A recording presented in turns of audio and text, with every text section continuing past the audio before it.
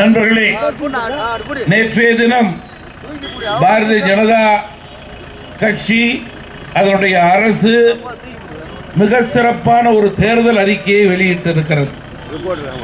விவசாயி சேற்றிலே காலை வைத்தால்தான் நாம் சோற்றிலே கையை வைக்க முடியும் என்பதை உணர்ந்து புரிந்து தெரிந்து விவசாயி தான் இந்த நாட்டினுடைய முதுகெலும்பு என்பதை உணர்ந்த மத்திய அரசு விவசாயிகளுடைய எண்ணங்களை பிரதிபலிக்கக்கூடிய மிக சிறந்த தேர்தல் அறிக்கையை வெளியிட்டிருக்கிறது. ஒரே ஒரு முக்கியமான அந்த தேர்தல் அறிக்கையினுடைய அம்சத்தை நான் இங்கே குறிப்பிட விரும்புகிறேன். 60 வயதிற்கு மேற்பட்ட விவசாய பெருங்குடி மக்களுக்கு உறுதியாக நிச்சயமாக ஓய்வூதியம் கொடுக்கப்படும் என்பது வரலாற்று சிறப்புமிக்க அறிவிப்பு என்பதை நான் இங்கே பதிவு செய்ய விரும்புகிறேன்.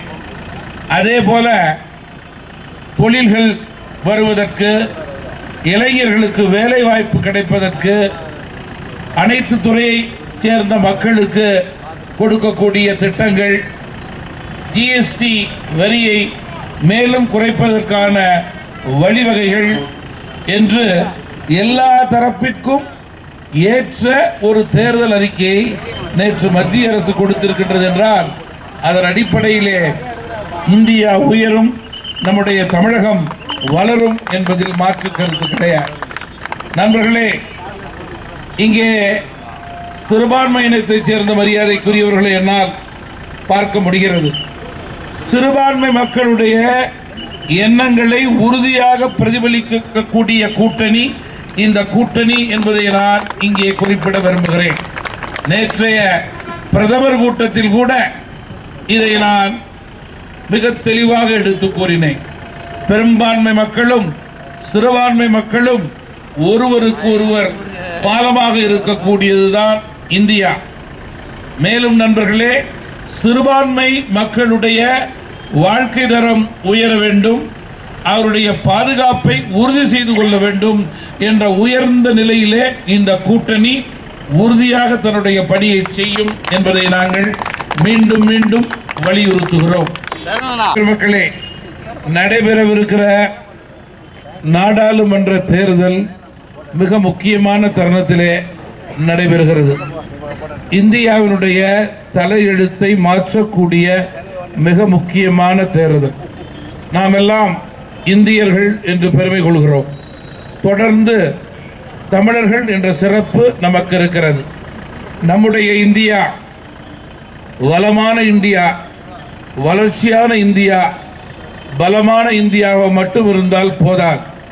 பாதுகாப்பான இந்தியாவாக இருக்க வேண்டும் என்றால் அதற்கு உத்தரவாதம் கொடுக்கக்கூடிய ஆட்சியாளர்களாக நரேந்திர மோடி தலைமையிலான பாரதிய ஜனதா கட்சி கொடுக்கிறது. மத்திய அரசுக்கு ஒத்த கருத்துடைய அரசாக தமிழகத்தில் உள்ள அதிமுக செயல்பட தொடங்கி இருக்கிறது.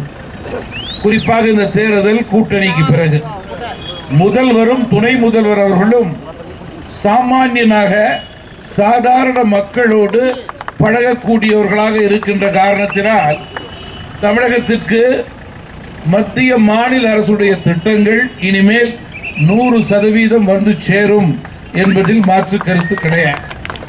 இன்றைக்கு மற்ற மாநிலங்களை எல்லாம் ஒப்பிட்டு பார்க்கும்போது தமிழகத்திலே திட்டங்கள் கிராமம் முதல் நகரம் வரை அனைத்து தரப்பு மக்களுக்கும் சென்றடையக்கூடிய ஒரு உயர்ந்த நிலை இருக்கிறது. இது தொடர வேண்டும், வளர வேண்டும், சிறக்க வேண்டும், உயர வேண்டும் என்பதற்காகவே இந்த தேர்தல் நடைபெறுகிறது. இன்று நம்முடைய அதிமுக கூட்டணி மக்கள் விரும்பக்கூடிய கூட்டணி, திமுக கூட்டணி மக்கள் வெறுக்கின்ற கூட்டணி, அதிமுக கூட்டணி மக்களுடைய எண்ணங்களை பிரதிபலிக்கக்கூடிய கூட்டணி, திமுக கூட்டணி சந்தர்ப்பவாத கூட்டணி, அதிமுக கூட்டணி வெல்லப்போகின்ற கூட்டணி, திமுக கூட்டணி உறுதியாக தோற்கப் போகின்ற கூட்டணி என்பதை இங்கே நான் குறிப்பிட்டு இப்பொழுது நம்முடைய மரியாதைக்குரிய வேட்பாளரை பற்றி நான் பேச வேண்டும் என்று நினைக்கிறேன். நம்முடைய மரியாதைக்குரிய வேட்பாளர் அவர்களை பொறுத்தவரையில ஒன்று உண்மை செய்திகளை உங்கள் கண்முன் கொண்டு வரும் காவிரி நியூஸின் யூடியூப் சேனலை சப்ஸ்கிரைப் செய்யுங்கள். நொடிக்கு நொடி நாட்டு நடப்புகளை தெரிந்து கொள்ள kaverinews.tv, Facebook, Instagram, Twitter போன்ற சமூக வலைதள பக்கங்களோடு எப்போதும் இணைந்திருங்கள்.